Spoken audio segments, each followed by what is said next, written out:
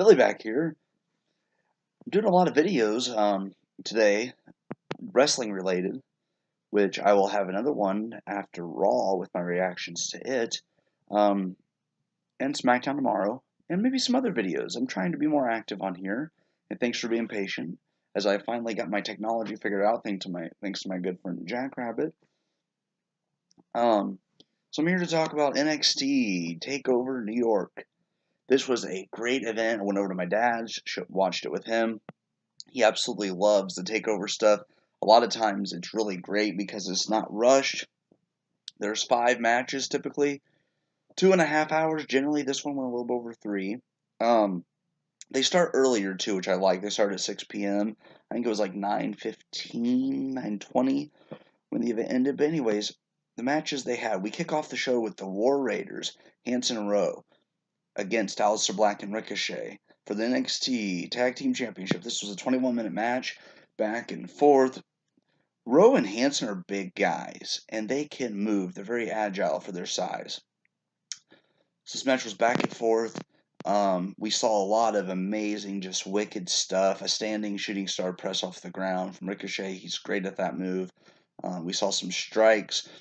We also saw Hanson do his famous springboard backflip deal off the rope. He bounced into the ropes. He did some wicked stuff.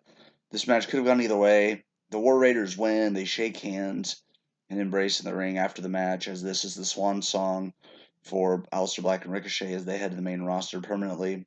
As noted on NXT, they were the first team to get a shot at this Raw, NXT, and SmackDown tag championships ever, but also within a span of a week, so that's unheard of. So great match here. War Raiders go over. I love both these teams. I think the War Raiders will be able to carry the tag team division of NXT as they rebuild after losing some of their tag teams, and they may eventually lose the Undisputed Era here soon to the main roster. Great match kicked off the show. Next up, Velveteen Dream defended the NXT North American Championship against Matt Riddle. I'm a big fan of both of these guys. This was a back and forth, hard hitting, fast paced match, and it looked like Matt Riddle was going to just dominate and walk away with this match. Velveteen Dream outsmarts Matt Riddle, gets the victory, hands Matt Riddle his first loss. The two share a fist bump after the match. I really like Velveteen Dream, young kid. He has a bright future ahead of him. The sky is not even the limit. I think he'll go past that. But I was very impressed with both of their work here, and Matt Riddle and Velveteen Dream have nowhere to go but up. So great match, surprising result, but good. Next up, Walter challenges Pete Dunne for the NXT, or I should say, the United Kingdom Championship. 685 days. Pete Dunne held the title going into this matchup. Back and forth match. Big, hard hits from Walter. Pete Dunne still came back. He had a good shot here. Attacking the hands, which is brutal to watch because, small joint manipulation is just very painful to watch. Walter survives the onslaught, gets the win.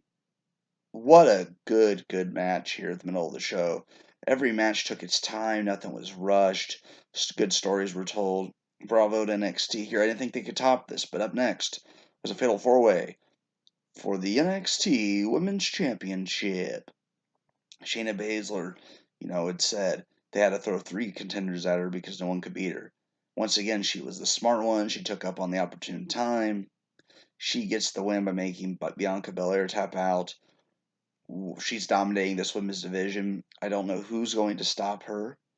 I'm actually enjoying her as a heel champion, but I think they should have an underdog beat her like a Dakota Kai when she returns, like a SummerSlam or Survivor Series. I would love to see that.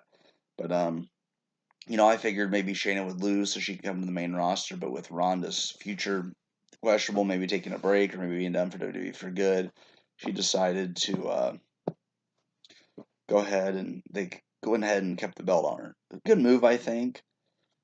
Good victory here. All 4 women looked great. Io Shirai can do some wicked stuff from the Sky. The Sky Pirates, also Kairi Sane. That was great. Good match. And the main event. Supposed to be Johnny Gargano and Tommaso Ciampa. But injury took out Ciampa, and he was not able to defend the title, so it was vacated. And the NXT Championship was decided with Johnny Gargano against the winner of the Fatal 5-Way, Adam Cole. Great match, back and forth. Cole gets the first fall. So the broadcasters played up the fact that Gargano has never won at New York for the takeover events. Gargano came back and got the Gargano escape him and tied it up. Things were going back and forth. Looked like Gargano was going to win. Out of nowhere, Kyle O'Reilly, Roderick Strong, Bobby Fish come out to help Adam Cole. Referee goes down. They hit their double team finisher, and he goes, "Get the referee, get the referee." And they're 1, 2, no. My friend Dusty was sitting over on the couch here. We watched it yesterday, and he was in shock at the kick out. So that happened, and then the match kept going. Gargano took out all other 3 members of Undisputed Era. Cole hit him with the move, kicked out again. I'm like, man, the same move that put him away the first time did not work. He kicked out a lot of stuff. Gargano finally got the Gargano escape. Cole taps out here. Fans go nuts. This was a great divided crowd. You don't see that as often as you used to, but the fans are about 50-50 for Cole and Gargano. The story being told for Gargano is the best in NXT. I love the added touch that after the match he went and hugged his family. Candice LeRae came out to the ring first. He went to hug his family. He goes up to the stage, and Ciampa comes out. And the 3 share an embrace. 2 are good friends in real life. Honestly, Gargano has the best character in NXT. I look for him to come to the main roster later down the road, but this was a great, great win. Great event. And NXT is one of those shows that I don't get mad if the result I want doesn't happen because they make up for it later or eventually they give that person that moment. So good job to Triple H and all of the people who helped make NXT possible. This was an amazing takeover, and impossibly, somehow, some way, they continued to outdo themselves in NXT. So I give Triple H credit where credit's due. Great job to you for making these shows amazing. So that's that. But this was an amazing takeover. It's nice they only do 4 a year because it makes you look forward to them more. Because you always wonder, like after tonight and tomorrow, they're probably going to be sending some NXT talent to the main roster. You always wonder how they're going to fill in those voids. There's never a void. They always find a way to add more talent, build new people. So I give credit here where it's due. This was an amazing, amazing event to kick off WrestleMania weekend, and I'm really glad that I had the time off to watch it because this is something you want to be rested up for. You want to be relaxed so you can get into it. And I was into these matches, especially the main event. I was really invested. It's sad that Dunn's reign came to an end, but 685 days is not done very often. I wanted to see him get to 1,000, but you know what? The man has a bright future, and I would love to see him get called up to SmackDown because I feel like he would fit in really well there. Because I think Raw needs the tag teams, whereas SmackDown needs the women. So we'll see what happens this next 2 nights. It should be entertaining, though. Thanks for tuning in. If you were patient with me and you were down for some more wrestling, I will post a Raw and SmackDown video in the coming days and some other videos. We'll talk about some other stuff and have some fun. Take it easy.